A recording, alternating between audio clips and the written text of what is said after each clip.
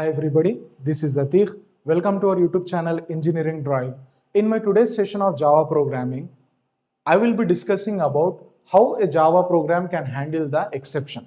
So in my previous class already I have discussed the concept of exception handling and what are the 5 keywords by which our Java handles the exception. In my today's session, let me demonstrate to you the working of the first two blocks, try and catch blocks. How the try and catch blocks can be used to handle the exception. So dear students, you can see already I have written one simple Java program which is used to calculate the division of two numbers. So division of two numbers, simple program I have written here. You can see one class, the name of the class I have taken try1, and as usual public static void main, our main method, three variables of integer data type a, b, c, and the value of a I have stored 10, value of b I have taken 0. Intentionally I have taken it as a 0. Now you can see here c is equal to a by b. What is the value of a? 10. Value of b 0. 10 by 0. Actually, computer does not support the concept of infinity. We know that. Infinity concept is not there in programming languages.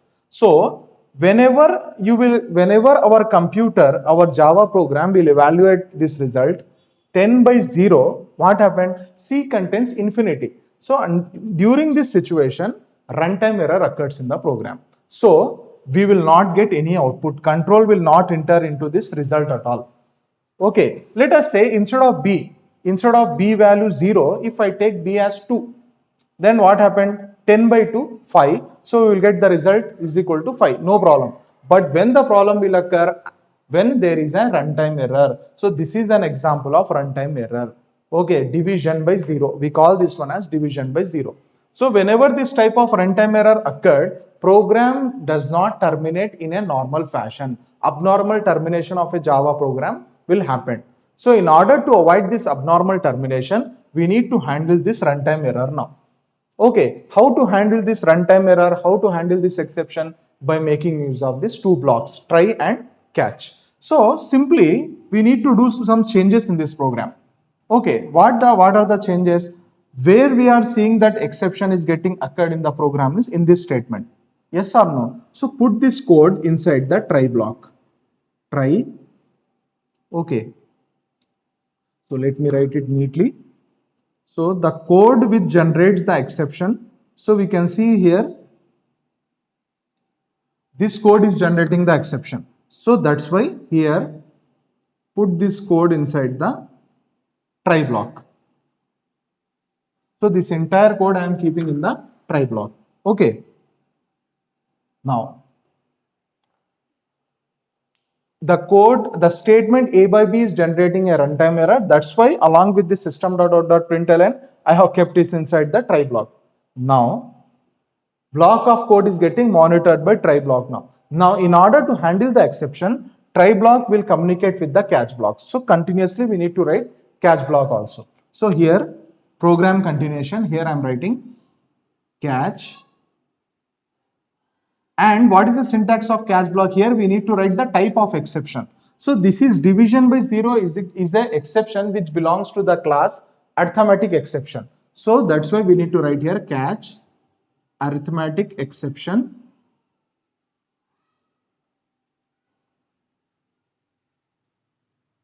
And exception and one object E. So this is our catch block. Now, whenever this type of exception occurs, we want our program not to terminate abnormally. Instead of terminating abnormally, we want to display some message here.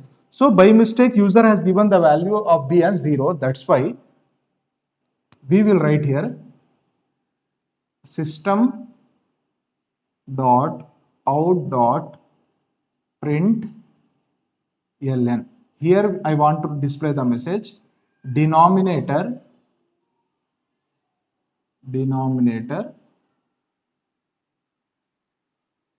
should not be 0. Okay, now next thing, I am closing this class and main method here. Class and main method. Okay, now let us see the output now, the expected output of this program.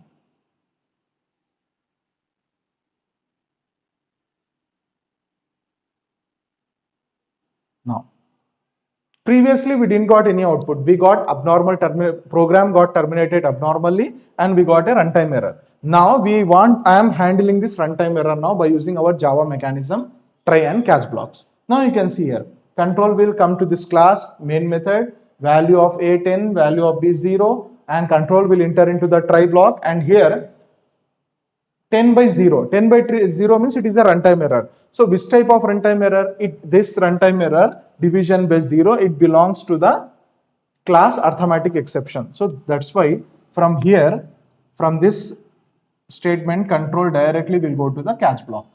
And in catch block, already we have written one message, that is denominator should not be 0. So this message will come as the output. Denominator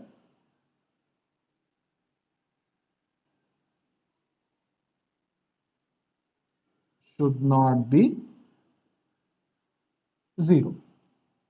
Okay, let us say if I give the value of B as 5, 10 by 5, 10 by 5 means 2. So in this situation, we will get the output result is equal to 2.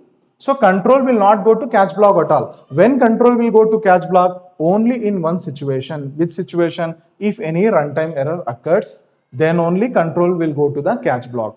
Try block will monitor for the error. Once the error will occur, then try block will communicate to catch block to handle the exception. This is how try and catch communicates in order to handle the exceptions. So dear students, I believe that you got a clear idea about the working of try and catch block. Now one question, sir, can we use multiple catch blocks, sir, in our Java program? Can a try block will have multiple catch blocks? Yes, of course it is possible. So how a try block can have multiple catch blocks? I will be discussing that in my next session of video. So with this, let me close my today's class. See you soon everybody. Take care. Allah Hafiz.